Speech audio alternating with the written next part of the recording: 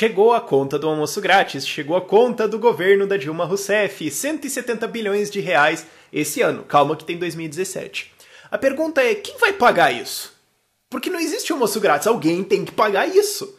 Quem vai pagar? É isso que eu quero explicar nesse vídeo pra você. E quem que vai pagar? Pobres e o resto que sobrou da classe média. São eles que vão pagar essa conta. Pra quem? Pros ricos. Se as pessoas entendessem como a dívida nacional funciona, como o Banco Central funciona, como que a gente financia os déficits que o Brasil tem desde os anos 90, porque desde os anos 90 a gente não fechou as contas do país uma única vez. Se as pessoas entendessem isso, a gente se revoltaria e o governo cairia em uma questão de dias.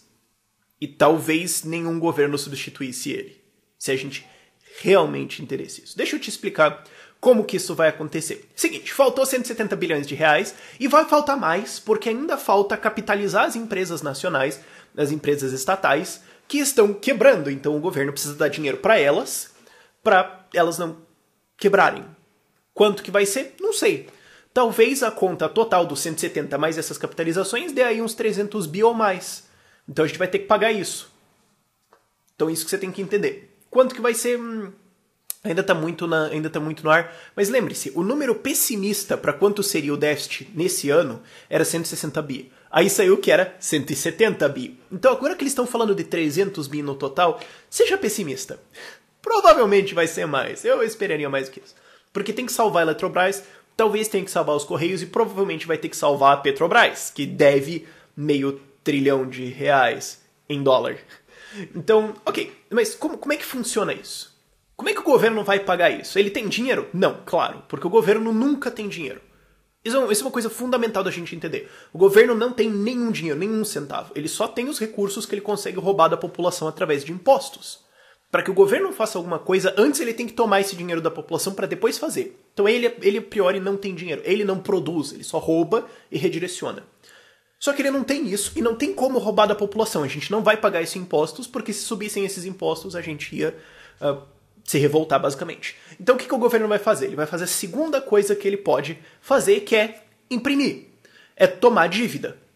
Como é que funciona a dívida? Bom, ele escreve um título, devo para tal sujeito, tanto em tal tempo, em tal ano, daqui 10 anos.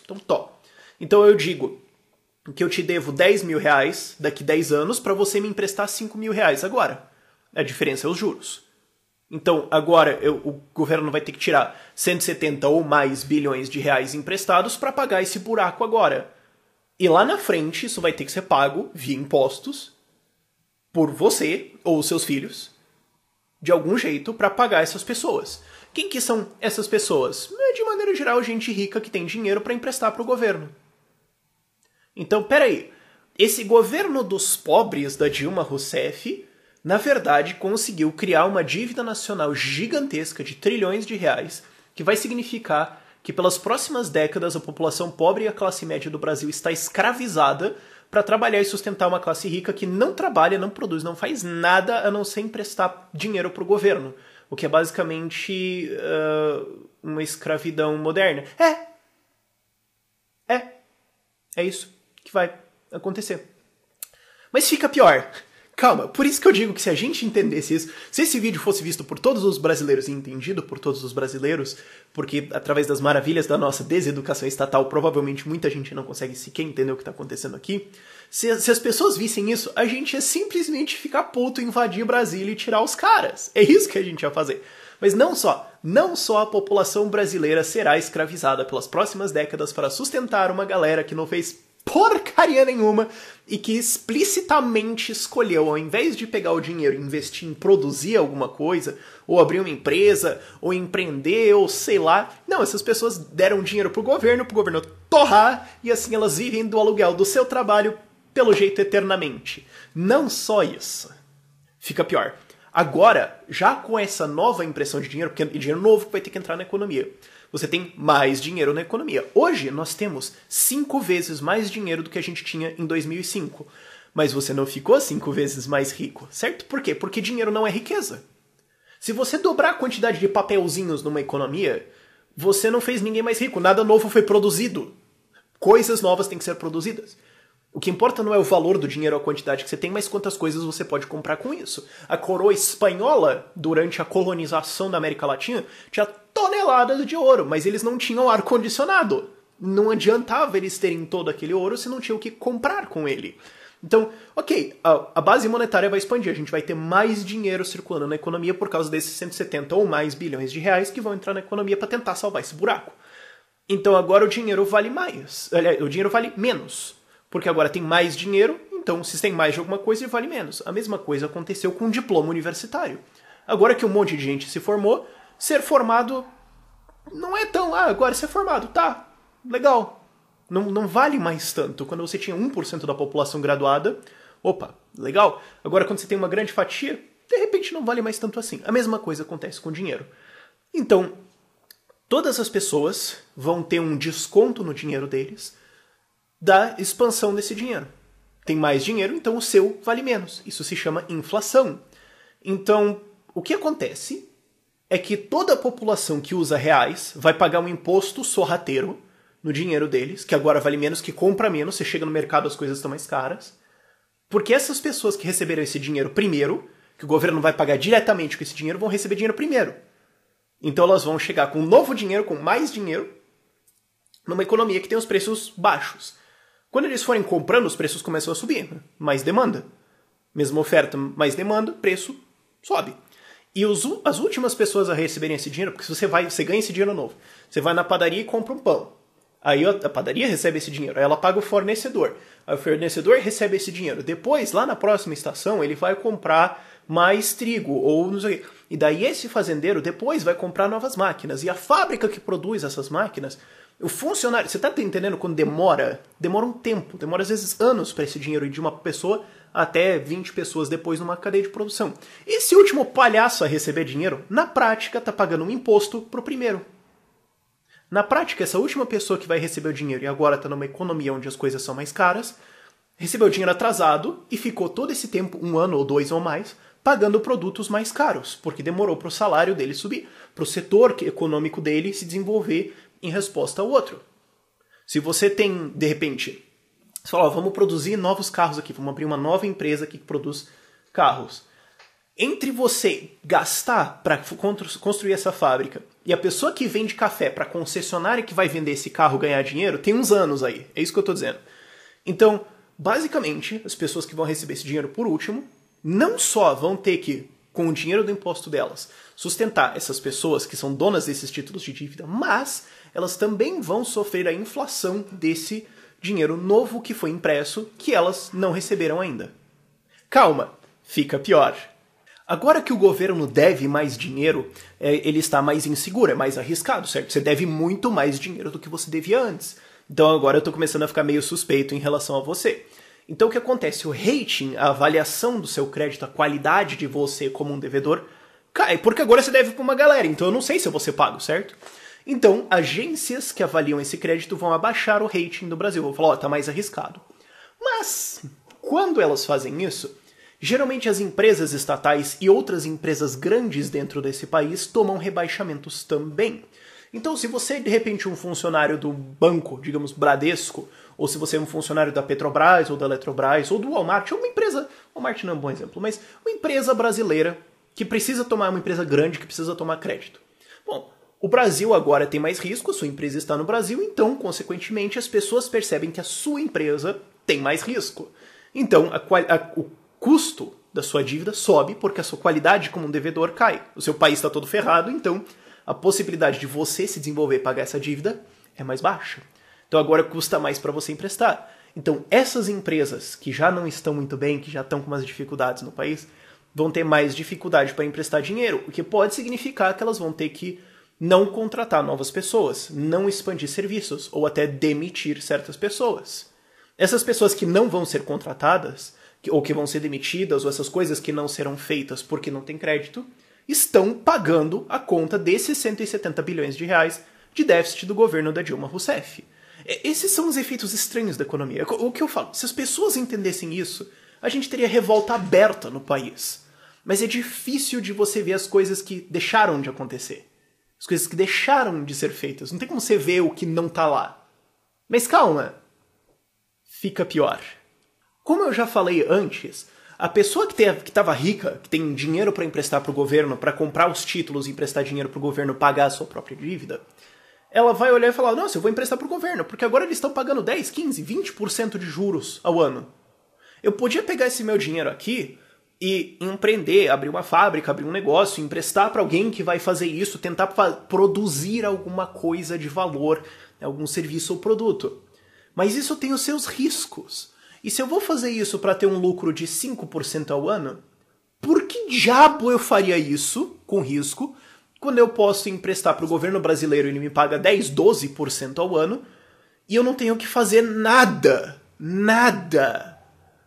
Por que eu investiria? Por que eu produziria? Por que eu me daria o trabalho de correr um risco e empregar pessoas e contratar mão de obra e comprar matérias-primas? Por que eu faria isso tentando competir e abaixar o preço das coisas? Por que eu faria isso quando eu posso emprestar para o governo? Então aí você tem um novo efeito.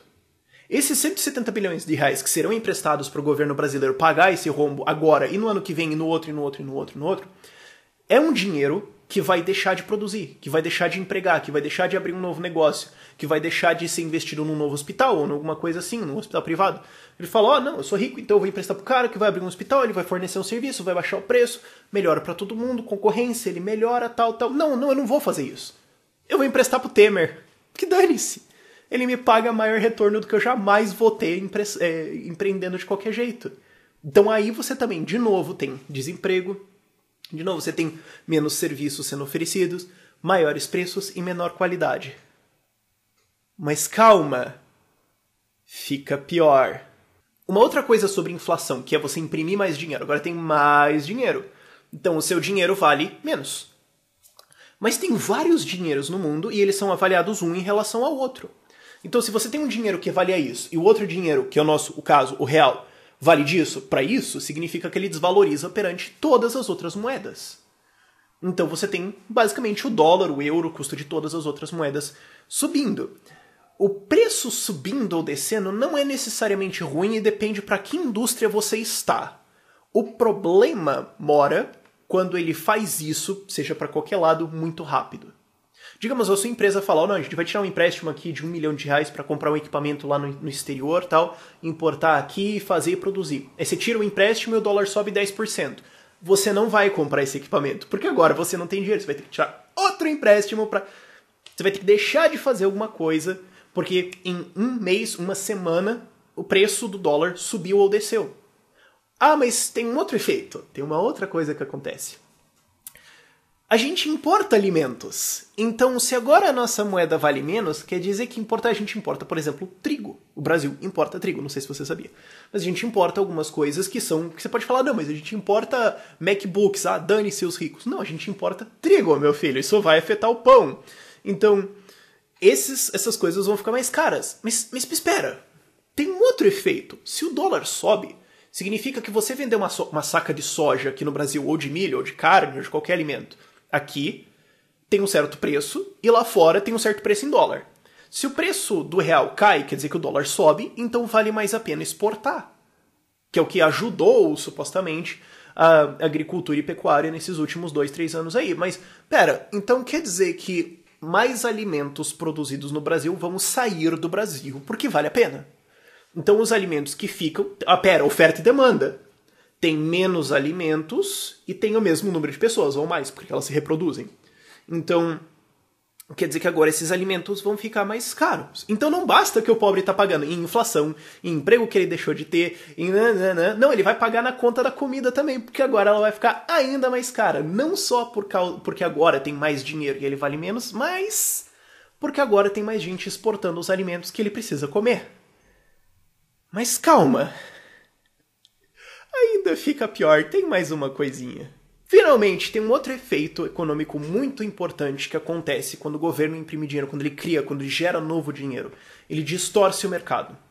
Porque uma pessoa que está recebendo esse dinheiro do governo, essa dívida, esse dinheiro a mais que o governo está criando, seja quem ele pagou esse déficit, ou seja, quem vai receber os juros dessa dívida depois, certo? O ricão lá em cima, que só emprestou dinheiro pro governo e não fez porcaria nenhuma, ele só vive de aluguel, esse dinheiro vai ou para essas pessoas aqui ou vai para esse cara.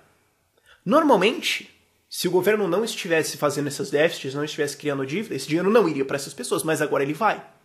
Então essas pessoas têm mais dinheiro. E o que acontece no mercado, numa economia? Bom, ela tende a atender quem tem dinheiro. Então agora as pessoas pobres que estão pagando essa conta têm menos dinheiro. E as pessoas que estão recebendo essa conta, seja quem está recebendo esse dinheiro de déficit ou os juros, têm mais dinheiro. Então, nova produção vai se preocupar mais em atender as necessidades de quem está recebendo do que quem está pagando. Afinal de contas, quem está pagando tem menos dinheiro, Katsu. Se você tem menos dinheiro, eu vou produzir para quem está ficando mais rico ou quem está ficando mais pobre. Onde que tem mais dinheiro se acumulando? Vamos mirar cada vez mais para lá. E cada vez mais a economia de serviços e produtos se vira para atender quem está rico, quem está recebendo esse dinheiro, do que quem está pobre está pagando. Então, não basta que o pobre está pagando em inflação, que ele está pagando em impostos, que ele está pagando em alimentos mais caros, que ele está pagando em perda de oportunidades. Não. Ele está pagando também pelo fato que cada vez mais a economia liga menos para ele, porque você tem uma criação aí de desigualdade. Mais gente ficando rica só vivendo às custas do governo, e a galera é pobre embaixo pagando. Então mais e mais você produz pro rico. Você não tenta competir em vender pro pobre, você não tenta fazer alguma coisa lá, você vai onde a grana tá. Então, note, quem vai pagar isso? Quem paga imposto. E rico não paga imposto. Entendo, isso é uma coisa fundamental que socialistas precisam entender. Rico não paga imposto. Ou ele sonega, ele desvia, porque não, vamos taxar o rico em 10 milhões de reais. Bom, então ele vai gastar 500 mil reais num advogado muito bom para desviar de todos esses impostos. Ele não vai pagar esse novo imposto. Ou ele vai embora, ele vende tudo e vai pro Canadá. Ou ele vai pro, sei lá, pra qualquer lugar. Segundo, ou você fala, não, a gente vai taxar essa empresa aqui gigantesca porque é o capitalismo malvadão. Pois bem, a empresa coloca esse imposto na tabela de preços e passa pro pobre que vai pagar essa porcaria. Não tem... Rico não paga imposto. Quem vai pagar é o que sobrou da classe média no Brasil e o pobre através de todos esses métodos. Então, quando alguém disser que o governo Dilma foi o governo do povo, que enriqueceu, é mentira. E tá aí a conta. E calma, que ela vai ficar maior ainda. Ai, ai.